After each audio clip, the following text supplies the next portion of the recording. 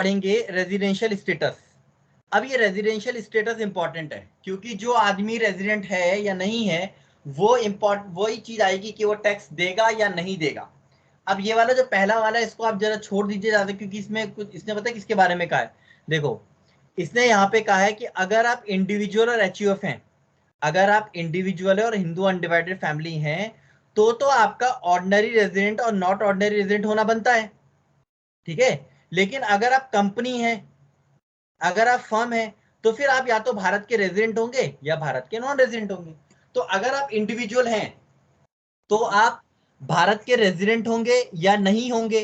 अगर हैं तो फिर वो आगे दो तरीके का हो सकता है, एक ऑर्डिनरी और एक नॉट ऑर्डिनरी। अब ये ऑर्डिनरी नॉट ऑर्डिनरी क्यों करते हैं? ये करते हैं टैक्स के चक्कर में। टैक्स का इंसिडेंस होता है कि टैक्स लगेगा या नहीं लगेगा। तो कई ऐसी चीजें हैं जिसमें ऑर्डिनरी रेजिडेंट को टैक्स देना पड़ता है। टोटल मिला के 7 तरीके, ठीक है। नॉट ऑर्डिनरी को कुछ पे देना होता है, कुछ पे नहीं देना होता, और नॉन रेजिडेंट को बहुत सारी पे देना और बहुत कम पे देना होता है। तो उसके बारे में हम थोड़ा सा आगे देखेंगे। वो 7 इंसिडेंट्स है, वो 8 इंसिडेंट्स है, उनके बारे में देखेंगे। लेकिन उससे पहले हम ये समझ लेते हैं कि एक इंडिविजुअल यानी कि हम जैसे लोग या तुम जैसे लोग, तुम हम कैसे रेजिडेंट हो सकते हैं और कैसे नॉन रेजिडेंट हो सकते हैं। तो एक इंडिविजुअल है, मान लो मिस्टर एक्स है। मिस्टर एक्स या तो भारत में क्या होंगे, नॉन रेजिडेंट होंगे, या वो भारत के रेजिडेंट होंगे। अगर वो भारत के रेजिडेंट हैं तो उन्हें कैसे वो रेजिडेंट बनेंगे, भारत का रेजिडेंट कैसे बनेंगे, या वो भारत के नॉन रेजिडेंट कैसे बनेंगे? तो सिंपल है, आप पहले ये समझो भारत का रेजिडेंट कैसे बनेंगे। भारत का रेजिडेंट बनने के लिए मिस्टर एक्स को सिर्फ एक बेसिक कंडीशन पूरी करनी है, सिर्फ एक बेसिक कंडीशन पूरी कर दो, आप भारत के रेजिडेंट हो जाओगे। अगर आप बेसिक कंडीशन पूरी नहीं करते हैं, आप भारत के नॉन रेजिडेंट हो जाओगे। तो पहला फिल्टर तो ये है कि मिस्टर एक्स रेजिडेंट होंगे या नहीं होंगे, ये तय किस पे करेगा, ये तय करेगा बेसिक कंडीशन के ऊपर। क्या है बेसिक कंडीशन, वो एक अलग बात है। एक बेसिक कंडीशन पूरी करनी है, अगर वो एक भी बेसिक कंडीशन पूरी कर देते हैं तो वो भारत के रेजिडेंट हो जाएंगे। अभी मैं ये नहीं बोल रहा हूं कि ऑर्डिनरी होंगे नॉट ऑर्डिनरीली होंगे, मैं भी बोल रहा हूं कि वो भारत के रेजिडेंट हो जाएंगे अगर वो एक बेसिक कंडीशन पूरी कर लेते हैं, एक बेसिक। लेकिन अगर वो बेसिक कंडीशन पूरी ना कर पाए तो फिर वो भारत के नॉन रेजिडेंट रहेंगे। अब उन्होंने एक बेसिक कंडीशन पूरी कर ली, तो अब इनकम टैक्स क्या चेक करेगा या आप क्या चेक करोगे? अब आप चेक करोगे कि वो भारत के ऑर्डिनरी रेजिडेंट होंगे या वो नॉट ऑर्डिनरी रेजिडेंट होंगे। तो एक आदमी ने एक बेसिक कंडीशन पूरी कर ली, वो भारत का रेजिडेंट तो बन गया, लेकिन क्या वो ऑर्डिनरी रेजिडेंट है या नॉट ऑर्डिनरीली रेजिडेंट है, ये तय किस पे करेगा? ये तय करेगा आगे की चीजों के ऊपर।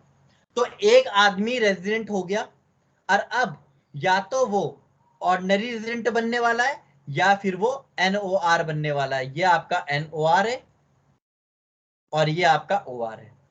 तो ऑर्डिनरी रेजिडेंट होगा या नॉट ऑर्डिनरी होगा? अब ऑर्डिनरी कब होगा? ऑर्डिनरी वो तब होगा जब वो एक बेसिक कंडीशन पूरी कर ले। वो बोला था ना एक बेसिक कंडीशन पूरी करते आप रेजिडेंट हो जाएंगे, तो एक बेसिक कर लो प्लस दोनों एडिशनल कर दो। एक बेसिक दो एडिशनल आप कर दो, आप ऑर्डिनरी रेजिडेंट हो जाओगे। और अगर आप एनओआर बनना चाहते हैं तो आप खाली एक बेसिक को पूरा करिए, एडिशनल को फेल कर जाइए, किसी भी एक को। अगर आप, मैं एक चीज बताता हूं, एक आदमी एक बेसिक कंडीशन पूरी करता है प्लस एक एडिशनल कंडीशन पूरी करता है, तो वो किस कैटेगरी को बिलोंग करेगा? वो एनओआर की कैटेगरी को बिलोंग करेगा, भले ही वो एक एडिशन पूरी कर रहा है। क्यों? क्योंकि ऑर्डिनरी बनने के लिए उसको दोनों कंडीशन पूरी करनी है, बोथ बोथ मतलब दो। ठीक है, बात समझ में आ रही है? ठीक है, चलो एक काम करते हैं, हाँ। एग्जांपल देते हैं। जैसे मिस्टर एक्स है, मिस्टर एक्स ने एक कंडीशन पूरी कर दी बेसिक वाली और एक पूरी कर दी एडिशनल वाली, तो वो किस कैटेगरी में आएंगे? एनओआर में, इस कैटेगरी में। मान लो उन्होंने एक बेसिक पूरी कर दी, ठीक है, और दोनों एडिशनल पूरी कर दी, किस कैटेगरी में आएंगे? ओआर कैटेगरी और में। में। उन्होंने दोनों बेसिक पूरी कर दी प्लस उन्होंने एक एडिशनल पूरी कर दी, किस कैटेगरी में आएंगे? एनओआर एंड में। क्यों? ओआर बनने के लिए आपको एटलीस्ट एक है, एटलीस्ट एक, दो कर दो तो कोई दिक्कत नहीं, बेसिक में तो आपको एक पूरी करनी है बस। दो कर दोगे तो दिक्कत ही नहीं है उनको, दो कर दो कोई दिक्कत नहीं, पर एडिशनल उनको दोनों चाहिए। किस चीज के लिए? ऑर्डिनरी बनने के लिए। नॉट ऑर्डिनरी के लिए उन्होंने बोला कि आप कोई, नॉट ऑर्डिनरी के लिए क्या बोला, क्या बेसिक पूरी कर दो और बाकी एडिशनल फेल कर दो। तो इसीलिए अगर आप दो बेसिक प्लस दो एडिशनल भी कर देते हो तो आप क्या बन जाओगे? ओआर। अगर आप दो बेसिक एक एडिशन करते हो आप एनओआर। अगर आप एक बेसिक दो एडिशन करते हो ओआर, और अगर आप एक बेसिक एक एडिशन करते हो तो एनओआर। और अगर आप कोई बेसिक भी नहीं करते, जीरो बेसिक करते हो तो एडिशनल चेक करने की जरूरत ही नहीं है। अगर आपने जीरो बेसिक कर दिया तो आप एनआर हो गए, नॉन रेजिडेंट हो गए, सीधा इसमें आ गए आप। तब तो आपको एडिशनल चेक करने की जरूरत नहीं है। ठीक है, अब बोलो क्या कह रहे हो? जी सर। तो एडिशनल चेक करने की बारी कब आएगी? जब आप बेसिक पूरी कर लोगे। बेसिक पूरी कर लोगे, आप इन दोनों में से कोई एक बनने वाले हो। अगर आपको ये बनना है तो एक बेसिक दोनों एडिशन पूरी करो, अगर आपको ये बनना है तो खाली एक बेसिक पूरी करो, एडिशनल करने की जरूरत ही क्या। ठीक है, चलो एक और चीज, अगर एक आदमी दो बेसिक प्लस जीरो एडिशनल करता है तो क्या होगा? Sir NOR. एनओआर। ये बात समझ में आ गई सबको? ये बता दो पहले, जी भैया। कब कब कब बनेगा वो ओआर? ओआर बनने के लिए हर जगह देखो, जहां जहां मैंने ओआर लिखा है वहां देखो एडिशन के आगे दो लिखा हुआ है, दो एडिशन। जहां आप एक भी एक एडिशन पूरी कर रहे हैं और कोई एडिशन पूरी नहीं कर रहे हैं, या तो कुछ भी पूरा नहीं कर रहे हैं या खाली एक एडिशन को पूरा कर रहे हैं, वहां आप एनओआर रहोगे, चाहे आप बेसिक एक पूरी करो चाहे बेसिक दो पूरी करो, कोई दिक्कत तो नहीं है। जी भैया। चलते हैं, आखिर चलते हैं वो बेसिक कंडीशंस क्या होती हैं। क्या है बेसिक कंडीशन? वो बेसिक कंडीशन हम चिल्ला रहे हैं, वो होती क्या है? तो बेसिक कंडीशन ये दो हैं। क्या है? पहली कंडीशन ये है कि प्रीवियस ईयर। प्रीवियस ईयर क्या होगा? अगर मैं 2022-23 में बैठा हूं, ये मेरा असेसमेंट ईयर है, तो मेरा प्रीवियस ईयर क्या है इस केस में? 2021। 2021-22। ठीक है, तो यहां पर ये मेरा प्रीवियस ईयर है। मैं इस प्रीवियस ईयर की बात कर रहा हूं कि इस 2021-22 में मुझे कितने दिन भारत में होना चाहिए? कम से कम 182 दिन, कम से कम 182 दिन। तो अगर हम अपनी बात करें तो हम सब रेजिडेंट है भारत के। क्यों? क्योंकि हम एक बेसिक कंडीशन को पूरा कर रहे हैं। कौन सी बेसिक कंडीशन? पिछले साल हम पूरे साल भर ही भारत में बैठे हुए थे। तो अगर कोई भी आदमी पिछले साल का, यहाँ पे प्रीवियस ईयर का मतलब क्या होता है? असेसमेंट ईयर से पहले वाला ईयर। प्रीवियस ईयर मतलब जिस साल इनकम कमाई गई। तो जिस साल आपने इनकम कमाई, अगर उस साल आप भारत में 182 दिन कम से कम थे, ज्यादा से ज्यादा 365 दिन हो जाओ, कोई दिक्कत नहीं। अगर आप कम से कम 182 दिन उस दिन थे, उस साल भारत में थे, तो आप भारत के रेजिडेंट है। अब एक चीज देखिए, यहाँ पे क्या वर्ड यूज किया उसने? और मतलब या तो ये पूरा करो या ये पूरा करो, और यूज किया है। अब जरा मैं एडिशन कंडीशन को दिखाता हूं आपको। एडिशन के पीछे क्या यूज किया है? एंड, यानी कि दोनों को पूरा करो। तो इसीलिए मैंने बोला ना कि आपको रेजिडेंट बनना है, आप इन दोनों में से कोई एक पूरी कर दो। लेकिन अगर आपको ऑर्डिनरी वाला बनना है तो आपको वो दोनों पूरी करनी पड़ेंगी, वो एंड लगा हुआ है इनके बीच में। बात समझ में आ रही है? जी सर। चलो, अब मान लो कि आप 182 दिन भारत में नहीं थे, आप बहुत बढ़िया क्रिकेटर थे, आप तो पूरे पूरे वर्ल्ड में टूर मार रहे थे, ठीक है, आप भारत में थे ही नहीं। तो वो कहता है कोई बात नहीं, आप पिछले साल भारत में कितने दिन होने चाहिए? 60 दिन। यानी कि हम कह रहे हैं आप 21-22 में भारत में कितने दिन होने चाहिए? 60 दिन हो जाइए। आप पिछले साल 21-22, ये ना प्रीवियस ईयर, ये पहले लाइन पढ़ो, he is in India for a period of 60 days और more during the previous year. तो मेरा प्रीवियस ईयर क्या है? 2021-22, ये मेरा प्रीवियस ईयर है। इस प्रीवियस ईयर में कितने दिन बोला उसने भाई साहब को? 60 डेज। 60 दिन। एंड का मतलब होता है प्लस, यानी कि और भी है, और भी कंडीशन है, इतनी कम पूरी नहीं हुई, और कंडीशन है। और कंडीशन क्या है? 4 प्रीवियस ईयर उठाने। कौन से 4 previous year? Immediately preceding to the relevant previous year. आपका रिलेवेंट प्रीवियस ईयर क्या है? रिलेवेंट प्रीवियस ईयर का मतलब आपका प्रीवियस ईयर क्या है? आपका प्रीवियस ईयर है 21-22, ये हो गया आपका relevant previous year. Relevant previous year का मतलब ये है कि जिस साल के लिए आप रेजिडेंट निकालना चाह रहे हैं, या जिस साल की इनकम के लिए आप रेजिडेंट निकालना चाह रहे हो उस आदमी को, उस वाले ईयर से गिनना है। और उस वाले ईयर से क्या बोला उसने? इमीडिएटली प्रीसीडिंग, यानी कि पहले। इसके पहले के 4 साल कौन कौन से आएंगे? एक आएगा 20-21, एक आएगा 19-20, एक आएगा Yes. 18-19 और एक आएगा 17-18। यही आएगा। जी सर। तो इस रिलेवेंट प्रीवियस ईयर का मतलब समझ में आ रहा है? इस रिलेवेंट प्रीवियस ईयर का मतलब क्या है कि जिस प्रीवियस ईयर के लिए आप कैलकुलेशन कर रहे हैं उस प्रीवियस ईयर को छोड़कर उसके पहले के 4 प्रीवियस ईयर में भाई साहब कितने कितने दिन रहने चाहिए इंडिया में? टोटल में 365 दिन। इसका मतलब क्या है कि आप यहाँ 180 दिन हो जाइए, यहाँ आप 27 दिन हो रहे हैं, यहाँ आप 100 दिन हो रहे हैं और यहाँ पर आप 160 दिन हो रहे हैं। क्या ये चारों 365 बना रहे हैं? जी सर। बना रहे हैं। तो ये भारत का रेजिडेंट हो गया। चलिए मान लीजिए एक आदमी ने मुझे कहा कि सर यहाँ पे 0 होता तो मैं फिर बोल रहा हूँ क्या ये चारों मिलकर 365 बना रहे हैं? जी सर। बना रहे। तो ये भारत का रेजिडेंट है। चलिए मान लीजिए वो भाई साहब यहाँ पर नहीं थे, यहाँ पर वो 0 डेज, यहाँ पर वो सिर्फ 60 दिन थे। तो क्या अभी भी ये 365 बना पा रहा है? बना पा रहा है, बिल्कुल बना पा रहा है। मान लीजिए कि वो यहाँ भी 60 ही दिन था, तो क्या अब ये 365 दिन बना पा रहा है? नहीं भैया। नहीं बना पा रहा। अब ये भारत का रेजिडेंट नहीं है। मतलब इसने अपनी सेकंड कंडीशन क्या कर दी है? फेल कर दी। अब इसको ये देखना था कि प्रीवियस पहली कंडीशन तो भाई साहब 60 ही दिन थे, तो ये सर जी। फेल। हाँ सर जी 60 डेज वाली तो फिर पूरी कर रहा होगा ना? ये तो आपने पूरी कर दी, कोई दिक्कत नहीं है, प्लस ये भी पूरी करनी है ना। जी सर। सर मर्चेंट उसमें नेवी 60 वाले क्या होते हैं फिर? क्या? मर्चेंट नेवी किस में आते हैं फिर? अभी आएगा, रुक जाओ। अभी तो मैंने बताया नहीं, बड़ी जल्दी कूद गई हो तुम, रुको। ये तो मैंने नॉर्मल आदमी के लिए कहा। अब थोड़ा सा क्वेश्चन को थोड़ा और भगाते हैं। ये बात समझ में आ गई सर सबको? स्पोर्ट्समैन नॉर्मल कहाँ गए? जी सर। यस। ठीक है, अब मैं समझाता हूँ आगे की बात। अब क्या होता है कि कुछ ऐसे लोग होते हैं ना जो इंडिया में मतलब कुछ ऐसे लोग भी हैं जो कहते हैं सर ये तो आपने हमारे लिए बड़ी नाइंसाफी कर रखी है, ये बड़ी नाइंसाफी हमारे लिए, क्योंकि हम हर साल यहाँ पे सिर्फ 100 दिन के लिए आते हैं। हम हर साल कितने दिन के लिए आते हैं? 100 दिन के लिए आते हैं, और इस केस में हम हर बार भारत में टैक्स के फंस जाते हैं। मतलब एक आदमी भारत में से 100 दिन के लिए आता है। किस चीज के लिए आता है मैं अभी ये नहीं बोल रहा हूँ, वो भारत में सिर्फ 100 दिन आता है। 100 दिन, हर साल वो कितने दिन आता है? 100 दिन आता है। तो अगर वो 21-22 में 100 दिन आया है, तो उसके पहले वो 20-21 में भी 100 दिन आया है, ठीक है, 19-20 में भी 100 दिन आया है, 18-19 में 100 दिन आया है, और 17-18 में। तो हो गए ये पहले 4 साल। जी सर। इनका टोटल 365 हो गया। जी सर। ये 60 से ज्यादा है। जी सर। ऐसा आदमी तो हर बार रेजिडेंट बनता चला जाएगा ना देश का। हाँ जी।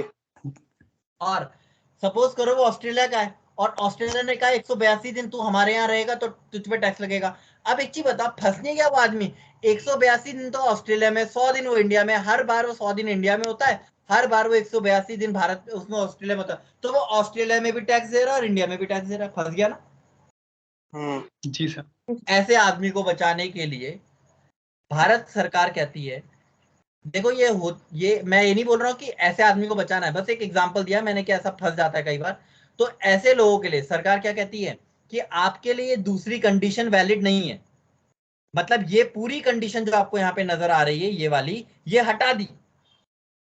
ये हटा दी किन के लिए? सिर्फ 3 तरीके के लोगों के लिए। कितने तरीके के लोगों के लिए? 3 तरीके के लोगों के लिए। वो 3 तरीके के लोग क्या है? मतलब इन तीनों के लिए आपको सेकंड कंडीशन पढ़नी नहीं है।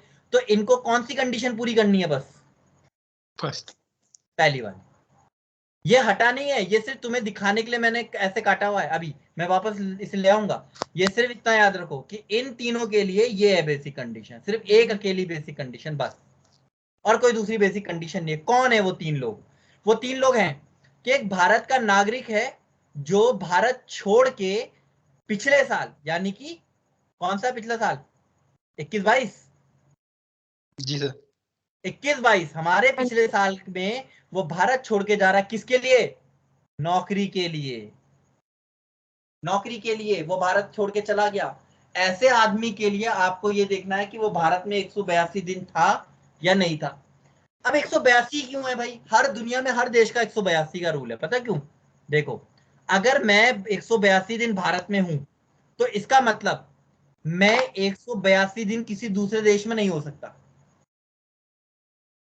अब तुम बोलोगे जी नहीं, सर। 365 दिन होते हैं टोटल, ठीक है, इसमें 2 से 3 दिन ट्रैवलिंग के रखे जाते हैं, ये इसका रूल है, ठीक है। तो ये मान लेते हैं कि अगर आप 182 दिन भारत में हैं तो आप 182 दिन दूसरे देश में नहीं हो सकते, ये कंफर्म मान लेते हैं। समझ में आई बात कुछ, क्या बोला मैंने? जी सर। Yes, sir. ठीक है, भले ही आप वहां 184 दिन रह लो और 182 दिन यहाँ रह लो, 366 दिन का था साल, हो रहा है 184 182, लेकिन वो क्या कहता है कि 182 अगर भारत में आ गए तो आइए मान लेंगे दूसरे देश में नहीं है, या तो दूसरा देश प्रूव कर दे कि हमारे यहाँ हो, हमारे यहाँ हो तुम 182 दिन, इसलिए ये रूल आया।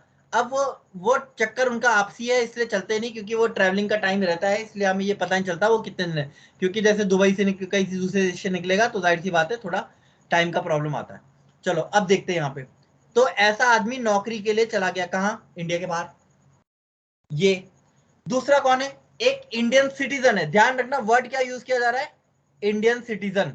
Indian. एक इंडियन सिटीजन है जो इंडिया छोड़ के जा रहा है पिछले साल, यानी कि कौन सा पिछला साल, प्रीवियस ईयर 21-22 में। कहां जा रहा है? इंडियन शिप में जा रहा है as a member of crew, यानी कि वो नेवी वाला आदमी है। कौन सी navy? Merchant navy, Indian navy नहीं, ठीक है। जी सर।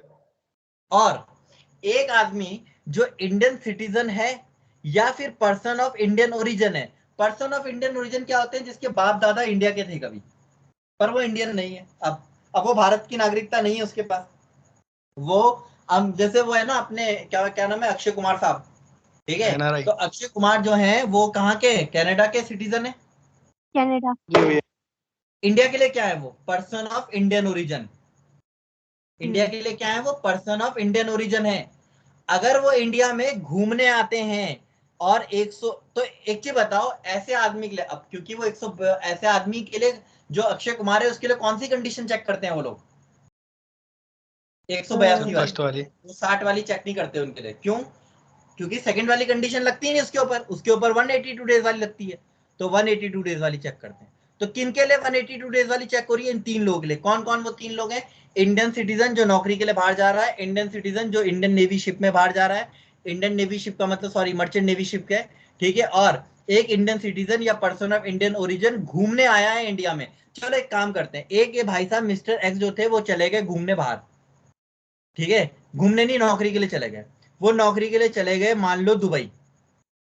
अब दुबई वो नौकरी करने वाले 4 साल, इस बीच उनके घर में कोई शादी हो जाती है, मैरिज आ जाती है, उनकी बहन की शादी आ जाती है, वो कहते हैं नहीं मेरे को शादी अटेंड करनी है, वो इंडिया वापस आ जाते हैं। इंडिया आकर वो 100 डेज रुक जाते हैं अपनी बहन की शादी के लिए। ऐसा आदमी 60 डेज की कंडीशन पूरी कर जाएगा ना? जी सर। Hmm.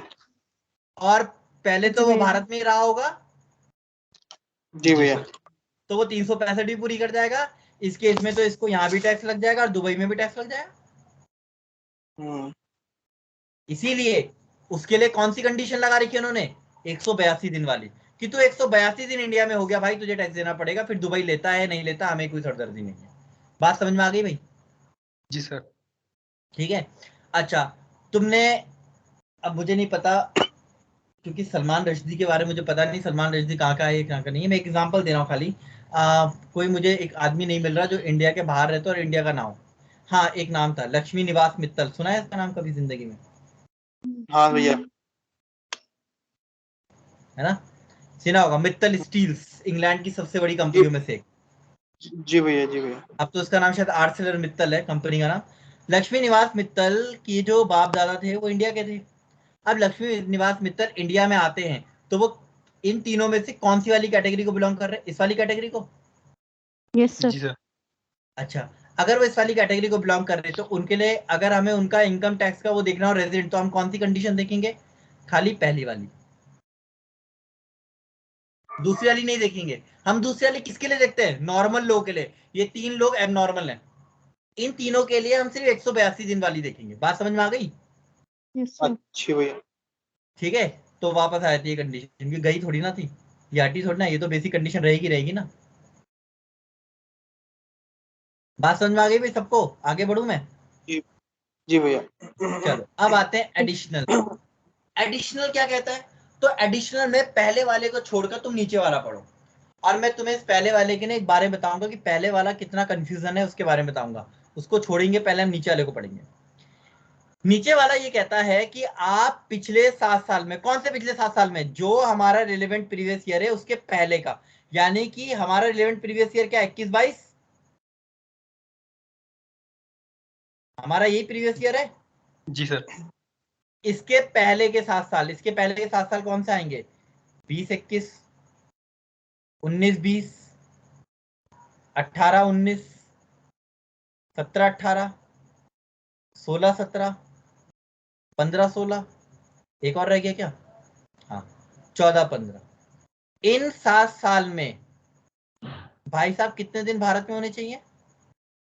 730 दिन। कितने दिन होना चाहिए? 730 दिन। ये एडिशनल कंडीशन पूरी कर लेगा। तो जिसने ऊपर की दो में से कोई एक पूरी कर ली और नीचे आकर उसने ये वाली पूरी कर ली, तो क्या वो ऑर्डिनरी रेजिडेंट हो गया? इतना क्वेश्चन नहीं है मेरा। सर। अभी नहीं नहीं हुआ। सर। राइट, अभी नहीं हुआ। अभी उसको क्या करना है? अभी उसको ये भी पूरा करना है। क्या पूरा करना है? पिछले 10 प्रीवियस ईयर में कौन से होंगे पिछले 10 प्रीवियस ईयर? 20-21, क्योंकि हमने 21-22 को छोड़ना है। 21-22 तो रेलेवेंट प्रीवियस ईयर है, उसको छोड़कर ये दिखा रहा रेलेवेंट प्रीवियस ईयर से पहले वाले प्रीवियस ईयर। तो एक हो गया 20-21, एक हो गया 19-20, एक हो गया 18-19, एक हो गया 17-18, एक हो गया 16-15, एक हो गया 15-16, एक हो गया 14-15, एक हो गया 13-14, एक हो गया 12-13। नहीं, अभी एक और चाहिए क्या? 1 2 3 4 5 6 7 8 9, हाँ, और एक चाहिए 11-12। ये जो आपके 10 साल हैं, कौन से 10 साल? ये जो मैंने अभी यहाँ पे लिखे 10 साल, इन 10 में से कोई भी 2 साल, कोई भी 2 साल आप भारत के क्या होने चाहिए? रेजिडेंट। बात समझ में आई? जी सर। और उस रेजिडेंट sir. बनने के लिए आपको कंडीशन कौन सी चाहिए? उसने रेजिडेंट फर्स्ट बोला है, वाली रेजिडेंट बनने के लिए कौन सी कंडीशन चाहिए होती है? कोई सर, भी एक बेसिक। बेसिक, कोई कोई भी भी एक एक बेसिक बेसिक। कंडीशन या तो 182 दिन वाली या ये वाली। मतलब क्या है, मैं या एग्जांपल में 365। समझाता हूँ। सपोज करो यहाँ 60 दिन है, यहाँ 160 दिन है, यहाँ 160 दिन है, यहाँ 160 दिन है, यहाँ 100 दिन है, यहाँ 20 दिन है, यहाँ पे 15 दिन है, यहाँ पे 150 दिन है, यहाँ पे 180 दिन है, और यहाँ पे 182 दिन है। ये भारत का रेजिडेंट कौन से वाले साल में? सर 12-13। 12-13 में, करेक्ट है ना? तो क्या ये यहाँ पे नहीं है? इस वाले में, इस वाले ईयर में नहीं है? सर हो जाएगा। हो जाएगा ना। देखो 60 का प्रीवियस ईयर मान लो, और उसके पहले के 4 साल में 365 हो रहा है। जी सर। अच्छा, ये बिहार रेजिडेंट हो गया। अच्छा, इसमें 60 के ऊपर है, जी सर। इसके पहले के 4 साल में क्या इसका 365 बन रहा है? जी सर। तो ये भाई साहब तो यहाँ भी रेजिडेंट है। समझ पा रहे हो मैं क्या कहना चाह रहा हूँ? जी जी सर। भैया। तो रेजिडेंट चेक करने के लिए खाली 182 दिन वाला नहीं देखना पड़ता, दूसरा वाला भी देखना पड़ता है। लेकिन मान लो लक्ष्मी निवास मित्तल के केस में क्या होगा? लक्ष्मी निवास मित्तल के केस में क्या ये 2 साल पूरे कर रहा है कहीं पे भी? बताओ। नहीं कर रहा, क्यों? 2 साल क्योंकि नहीं कर लक्ष्मी रहा। निवास मित्तल भारत का क्या नहीं है, वो इंडियन, वो क्या पर्सन ऑफ इंडियन ओरिजिन है, और पर्सन ऑफ इंडियन ओरिजिन के लिए 182 दिन वाली कंडीशन करनी पड़ती है ना फॉलो। जी सर। उसके लिए 60 प्लस 365 वाली कंडीशन तो होती नहीं। मतलब इन 3 लोगों के लिए, ये जो 3 लोग आपने यहाँ देखे, इनके लिए जब मैं इस वाले को चेक कर रहा हूँ ना 2 आउट ऑफ 10, तो मैं उसमें कौन सी वाली कंडीशन देखूंगा? सिर्फ 182 डेज वाली। और अगर मैं बाकी लोगों के लिए देखूंगा तो मैं कौन सी देखूंगा? मैं 182 वाली भी देख सकता हूं, और 60 प्लस 365 वाली भी देख सकता हूं। किस केस में? इस केस में। बात समझ में आ रही है? जी सर। ठीक है। दिन गिनना तो कोई जी दिक्कत नहीं है, दिक्कत इसमें आती है, तभी मैंने कहा ना ये वाला जो होता है ये हिस्सा थोड़ा अजीब होता है। फिर सुनो, अगर एक आदमी पर्सन ऑफ इंडियन ओरिजिन है, एक आदमी है तुम्हारा पर्सन ऑफ इंडियन ओरिजिन, और एक आदमी है तुम्हारा अपना बंदा है कोई, मतलब नॉर्मल आदमी है, जैसे मैं मिस्टर एक्स ही है। अब mister x person of Indian origin नहीं है, बाहर नहीं रहते, इंडिया में रहते, तो मिस्टर एक्स के लिए तो क्या क्या चेक करोगे? 182 को भी चेक कर सकते हो, और 60 प्लस 365 वाली कंडीशन भी चेक कर सकते हो। उस केस में मिस्टर एक्स कहाँ कहाँ रेजिडेंट हो गए? यहाँ भी रेजिडेंट हो जाएंगे, यहाँ भी रेजिडेंट हो जाएंगे, ठीक है, और कहाँ रेजिडेंट हो जाएंगे? और कहीं रेजिडेंट हो पाएंगे इनमें से? सर 182 वाले में भी हो जाएंगे। यहाँ भी हो जाए, यहाँ हो जाएंगे 180 और एक यहाँ भी रेजिडेंट हो जाएंगे, तो मिस्टर एक्स तो 4 जगह रेजिडेंट निकल आएंगे। जी सर। ठीक है, लेकिन अगर मैं पर्सन ऑफ इंडियन ओरिजिन की बात करूं तो कितना में रेजिडेंट निकलेगा वो बेचारा, वो इनमें नहीं आएगा। क्यों? 60 + 365 वाला रूल नहीं लगेगा, उस पर कौन सा रूल लगेगा? 182 वाला। तो अगर एक आदमी पर्सन ऑफ इंडियन ओरिजिन है तो हमारे इस क्वेश्चन, हमारे इस जो ये हमने लिखा हुआ है इसके हिसाब से क्या वो भारत का ऑर्डिनरी रेजिडेंट हो रहा है? नहीं सर। नहीं हो रहा है। लेकिन एक नॉर्मल आदमी हो रहा है। जी सर। बात समझ में आ गई है आप लोगों को सबको? आ रही है भैया, समझ में आ रही है। आ गई तो फिर आगे बढ़ते हैं। आखिर इससे, अब देखो आखिर इससे होगा क्या? ये जो हमने इंडिया ये ordinary resident non ordinary resident निकाल लिया, इससे क्या फर्क पड़ जाएगा भाई? ऐसा क्या हो जाएगा इससे कि हम कुछ मतलब कुछ बड़ी चीज निकल आएगी, कुछ तोप निकल आएगा, कुछ हो जाएगा? तो बताता हूँ, उसके लिए थोड़ा सा मुझे समय दो। एक मिनट ना।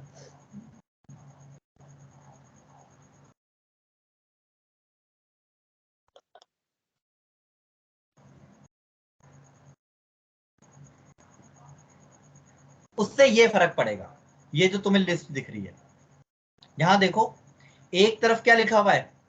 Ordinary resident. ये सिर्फ मैं ऐसे ही लेके आया हूं, अभी मैं बाद में बताऊंगा इसको, अभी तो मुझे कुछ और बताना था। ये ऑर्डिनरी रेजिडेंट है, ये तुम्हारा एनओआर है, और ये तुम्हारा नॉन रेजिडेंट है।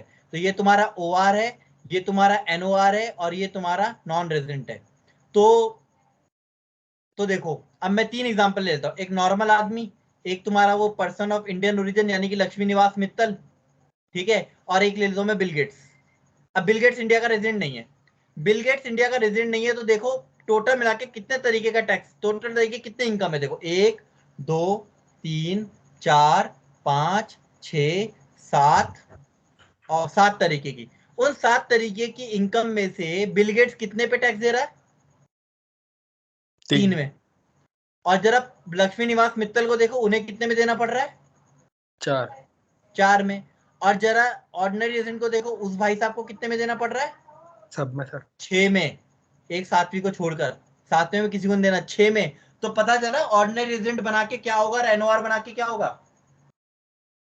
जी सर। क्यों बना रहे हैं हम ओआर एनओआर? इसलिए बना रहे हैं कि हमें 2 बार टैक्स थोड़ा सा ज्यादा मिल जाए, है ना? अब ये क्या है हम कल देखेंगे, बस मैं तो समझाने के लिए बताया इसको कि ओआर एनओआर और एनआर बना के फायदा क्या होगा बस। कई लोग मुझसे जी भाई। क्वेश्चन ही पूछते थे ना, कई लोग क्वेश्चन पूछते हैं कि सर ओआर और एनओआर बना के होगा क्या? तो उन्हें ये बताना पड़ता है कि देखो बेटा, ओआर में टैक्स जो है वो ज्यादा है, ऑर्डिनरी वाले को ज्यादा तरीके की इनकम में टैक्स देना पड़ता है, और एनओआर को 4 तरीके की इनकम पे, और नॉन रेजिडेंट को 3 तरीके की इनकम पे। अब क्वेश्चन ये आता है कि नॉन रेजिडेंट, बिल गेट तो इंडिया में रहता ही नहीं, टैक्स कैसे देगा? तो मैं इतना बोल रहा हूँ, इनकम इंडिया में कमाओगे और इंडिया के अकाउंट में जमा करोगे। तुमने इंडिया में ही इनकम कमाई और इंडिया के अकाउंट में जमा कर दी, तो टैक्सेबल नहीं होगा इंडिया में। जी सर। इसलिए बिल गेट्स भी टैक्सेबल है, ठीक है। बट ये हमारा एक जस्ट एक वो है, क्या बोलते हैं, एग्जाम्पल है। अभी हम कल देखेंगे इसको आगे। अभी हम वापस चलते हैं, कहाँ? ये तो उनके बारे में बताया था। अब चलते हैं हिंदू अनडिवाइडेड फैमिली के केस में। अब हिंदू अनडिवाइडेड फैमिली का क्या केस है? हिंदू अनडिवाइडेड फैमिली या तो रेजिडेंट होगी या नॉन रेजिडेंट होगी, और आगे वो ऑर्डिनरी नॉट ऑर्डिनरी हो सकती है, पर उसका ऑर्डिनरी और नॉट ऑर्डिनरी होना किस पे डिपेंड करेगा? उसके कर्ता के ऊपर, उसके कर्ता के ऊपर। तो चलो देखते हैं, रेजिडेंट एचयूएफ कौन होती है? जिसका कंट्रोल और मैनेजमेंट कहां से होता है? या तो पूरा इंडिया से या थोड़ा बहुत इंडिया से। कौन से? रिलेवेंट प्रीवियस ईयर में। मतलब 21-22 में एक हिंदू अनडिवाइडेड फैमिली के 3 लोग यूनाइटेड स्टेट्स में रहते थे और 7 लोग इंडिया में रहते थे। कंट्रोल कहां है, कोई बताएगा? इंडिया में। इंडिया में। इंडिया में। और एक दूसरी भी थी जिसके 10 के 10 लोग इंडिया में रहते थे। कब? पिछले साल। तो ये क्या मानी जाएगी? रेजिडेंट मानी जाएगी। ये क्या मानी जाएगी? रेजिडेंट मानी जाएगी। लेकिन थोड़ा सा एक्सप्लेन करते हैं, कंट्रोल एंड मैनेजमेंट है। Now what is the meaning of control and management? Control and management का मतलब है डायरेक्टिंग पावर, यानी कि कर्ता। कर्ता कहां है? अब मान लो कर्ता साहब जो है वो तो यूएसए में रहते हैं, कर्ता तो यूएसए में रहता है, कर्ता इन 3 लोगों में से और यूएसए में रहता है, ये तीनों लोग इंपॉर्टेंट है। कर्ता इनका इंपॉर्टेंट आदमी है, सेकंड भाई जो इनका है वो फाइनेंस कंट्रोलर है इनका, थर्ड भाई जो है वो ऑपरेशन में। तो सारा कंट्रोल कहाँ है, इंडिया के बाहर है, इंडिया के अंदर है? बाहर है। तो इंडिया के बाहर है, लेकिन उन्होंने क्या कहा, होली और पार्शली। फर्क ये है, होली और पार्शली, कर्ता कभी ना कभी तो इंडिया आया होगा, अगर एक दिन भी इंडिया आ जाएगा तो वो पार्शली इंडिया में आ जाएगा, इसलिए रेजिडेंट हो जाएगा। बात समझ में आई? जी सर। चलो दूसरा क्या, एक्चुअल कंट्रोल कहाँ है या सेंट्रल कंट्रोल कहाँ है, ठीक है, ये चीजें रहती हैं, लेकिन इसमें हमें नहीं जाना। नॉन रेजिडेंट कब होगा, जब उसका पूरा कंट्रोल और पूरा अफेयर कहाँ से, इंडिया से बाहर से चलता है। अगर इंडिया के अंदर थोड़ा भी आ गया तो वो इंडिया के अंदर रेजिडेंट हो जाएगी, और सारा इंडिया के बाहर चला गया तो फिर वो इंडिया के अंदर रेजिडेंट नहीं होगी। ये तो अभी हमने सिर्फ क्या पता किया, एचयूएफ रेजिडेंट है या नहीं है, हमने ये पता नहीं किया कि वो ऑर्डिनरी है या नहीं है। तो ऑर्डिनरी होने के लिए किसको पकड़ना पड़ता है, हमें कर्ता को। ऑर्डिनरी होने के लिए हमें किसे पकड़ना पड़ेगा, कर्ता को। और कर्ता को क्या बोलना पड़ेगा, अपनी एडिशनल कंडीशन पूरी कर। याद है एडिशनल कंडीशन 730 और 2 आउट ऑफ 10।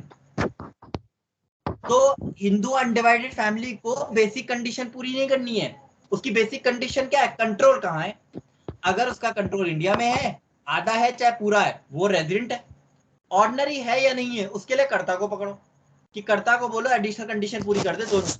अगर कर्ता दोनों एडिशनल कंडीशन पूरी कर देगा तो एचयूएफ क्या हो जाएगी, ऑर्डिनरी रेजिडेंट हो जाएगी। अच्छा समझ में आ गई बात सबको? जी सर। भैया। तो अगर ऑर्डिनरी बनना है तो क्या चाहिए, मैनेजमेंट प्लस एडिशनल।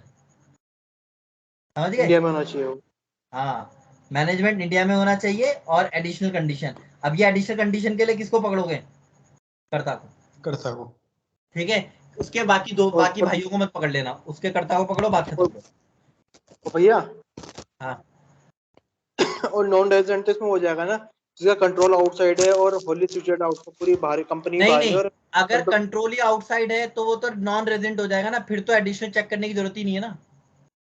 अच्छा ध्यान रखो, अगर बेसिक कंडीशन ही पूरी नहीं करोगे तो आपको एडिशनल चेक नहीं करनी।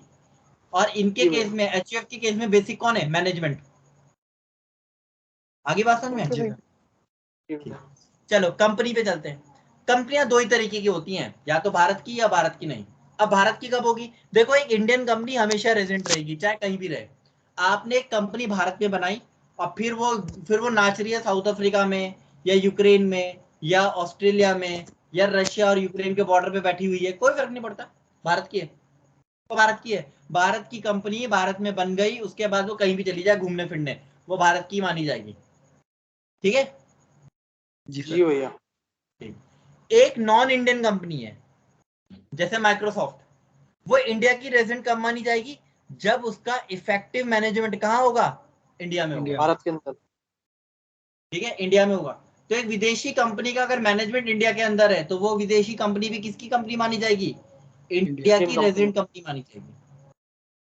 ठीक है, और कोई और तो ऐसी भैया भैया कंपनी है जिसका इफेक्टिव मैनेजमेंट इंडिया में नहीं है तो वो भारत की क्या है, नॉन रेजिडेंट है। ओ भैया, हाँ, एक भारतीय कंपनी है यहाँ के, मतलब वो कर रही हो, मैनेजमेंट कर रही है, तो टैक्स पेड का ही करेगी ना। रेजिडेंट हो गई ना, एक बार रेजिडेंट होगी तो टैक्स देगी। अच्छा। समझ गए, और सब भैया जो सब समझ ऐसे गए? और भैया जो ये कंपनी आती है, तो 3-3 4-4 महीने की आती है खाली, ये तो बहुत कम कम दिन की आती है, इनका क्या होता है, तो भाग जाती है अरे एकदम ये। अरे तो उससे वहां फंसा दिया ना उन्होंने, कि अगर तुम यार, तुम ना शायद पिछला भूल गए। याद है तुम्हें कि previous year equal to assessment year हो जाता है, जी सर। हाँ हाँ हाँ, ठीक है ठीक। उन्हें यहाँ फंसा देते ना वो ठीक है लोग। ठीक। हाँ ठीक है भैया ठीक। ठीक है, हाँ ठीक। जी सर। बचता कोई नहीं है भाई। हाँ ठीक है, ये रहा। जी तो हमने ये पहला हिस्सा कंप्लीट कर लिया है। ठीक है, इसे आज रीड करिए, कल हम इंसिडेंट्स के बारे में बात करेंगे। ठीक है, अभी आप इसे रीड करिएगा, 1 मिनट। हाँ, ये कहाँ से खुल जाता है? तब तो भैया, हेलो, तब तो हो जाएगा ना स्टार्ट आज, इनकम एचआर है हाँ, उचूर है, सैलरी वाला।